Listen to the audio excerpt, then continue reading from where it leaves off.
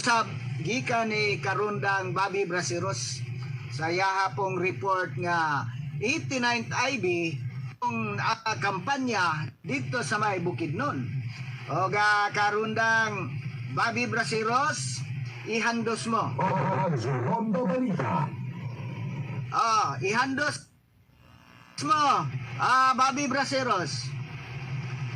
Niadtong Enero 27, 2026, malabos ang gipahigayon sa Alpha Company 89M panibatan ng Philippine Army ang usa ka massive awareness campaign MAC dito sa Divine Mercy School of Bukidnon sa Sitio Bangka, Barangay Santo Niño, San Fernando, Bukidnon. Ang kalihukan nagtumo sa pagpalahom sa partisipasyon sa kabatan-ulan sa mga paningkamot sa paglambos sa kalinaw o pagpatungkol sa nasod. Gipangulaan kini ni Second Lieutenant Mamer C. Oliverio, Officer in Charge sa Alpha Company, uban ang tapang ni Sergeant Darwin P. Gumalando, CMO Non-Commissioned Officer.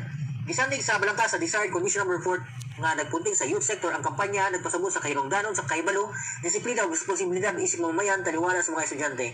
Mga 350 ka mga estudyante ang timong miapil sa kalihukan nga gipangunahan ni Miss Sis Opelia Miyagi, principal sa Divine Mercy School of Bukidnon nga nagpakita sa ligon nga panagpartner og dedikasyon sa eskwelahan sa pag-atiman sa responsable ug sosyal nga mga voluntarong mga tinunan. Ang malapusong pagpatuman sa MAC ng pamatuod pag-usap sa padayon nga paningkamot sa Philippine Army sa kinabangay pag-ayon sa mga institusyong pang-edukasyon o paghimo nga may kahibalo, ligon o mahimdamon sa kalinaw o kabatan-unan. Kini nga inisyatiba dugang pang nagpaligon sa Civil Military Cooperation nga natagahom sa mga batan-on nga mahimong aktibong kauban sa kalambuan sa komunidad o sa pasigda sa voluntarong kalinaw.